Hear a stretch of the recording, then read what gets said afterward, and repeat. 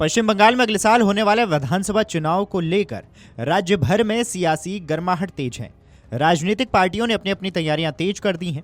दूसरी तरफ आरोप प्रत्यारोप भी अपने चरम पर पहुंच गया है। इस बीच केंद्रीय गृह मंत्री अमित शाह पश्चिम बंगाल पहुंचे और तृणमूल कांग्रेस पार्टी पर जमकर निशाना साधा है। उन्होंने घुसपैठ, भ्रष्टाचार, प्रशासन समेत कई मुद्दों को लेकर ममता सरकार को आड़े हाथ लिया है। शाह ने कहा है कि ममता बनर्जी चुनावी लाभ के लिए बांग्लादेशियों की घुसपैठ को बढ़ावा दे रही हैं। पश्चिम बंगाल सरकार द्वारा हमें जमीन न दिए जाने के कारण हम बांग्लादेश सीमा की बाड़बंदी पूरी नहीं कर पाए हैं। साल 2026 में बांग्लादेश में भाजपा की सरकार बनेगी। उन्होंने इस बात पर भी जोर दिया है कि घुसपैठ रोकने के लिए इन मुद्दों पर ही 2026 का पश्चिम बंगाल चुनाव होगा। अमित शाह ने आगे पश्चिम बंगाल सरकार पर बांग्लादेश सीमा पर बाड़ लगाने के लिए जमीन नहीं देने का आरोप लगाया। उन्होंने कहा है कि बांग्लादेश सीमा पर बाड़ लगाने के लिए राज्य सरकार जमीन नहीं दे रही है, जिसकी वजह से घुसपैठ की समस्या बनी हुई है। अमित शाह ने सवाल किया है कि त्रिपुरा, असम, राजस्थान, पंजाब, कश्मीर और गुजरात की सीमाओं पर घुसपैठ क्यों रुक गई है, लेकिन पश्चिम बंगाल ही क्यों। उन्होंने कहा है कि बंगाल में राज्य सरकार की जानकारी में घुसपैठ हो रहा है।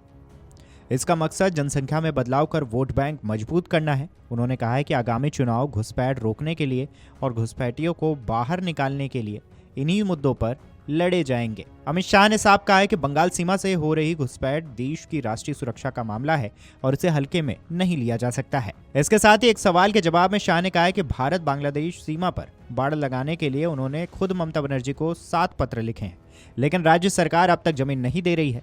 अमित शाह ने बताया कि पिछले 6 साल में गृह सचिव 3 बार बंगाल गए और राज्य के मुख्य सचिव के साथ बैठकें भी हुई। इसके बावजूद कोई ठोस कदम नहीं उठाया गया है।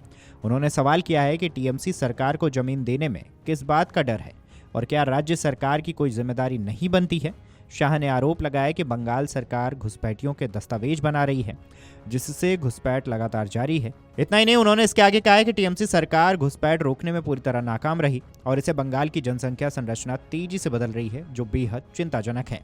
आपको बता दें, शाह ने आगे इस बात पर भी जोर दिया है कि 2026 के विधानसभा चुनाव में भारतीय जनता पार्टी पश्चिम बंगाल में 2/3 बहुमत के साथ सरकार बनाएगी। उन्होंने कहा है कि पिछले कुछ वर्षों में बंगाल में भाजपा का जनाधार लगातार बढ़ रहा है, जो साफ तौर पर चुनावी नतीजों में दिखता है। इस बीच अमित शाह ने कुछ आंकड़े भी गिनाए हैं। उन्होंने कहा है कि साल 2014 लोकसभा चुनाव में भाजपा को 17% वोट और 3 सीटें मिली।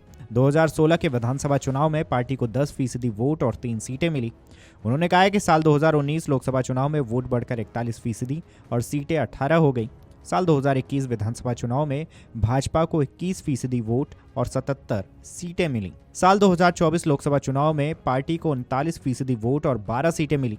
उन्होंने कहा है कि जो पार्टी 2016 में 3 सीटों पर थी, वो 5 सालों में 77 सीटों तक पहुंच गई है। वहीं कांग्रेस 0 पर पहुंच गई और वाम दलों को एक भी सीट नहीं मिली है। बहरहाल इस खबर पर आपकी क्या राय है, हमें कमेंट करके जरूर बताएं। Video desk amarujala.com। अगर आप ये वीडियो YouTube पर देख रहे हैं तो हमारे चैनल को सब्सक्राइब कर बेल आइकन दबाएं और Facebook पर देख रहे हैं तो हमारे पेज को लाइक करें।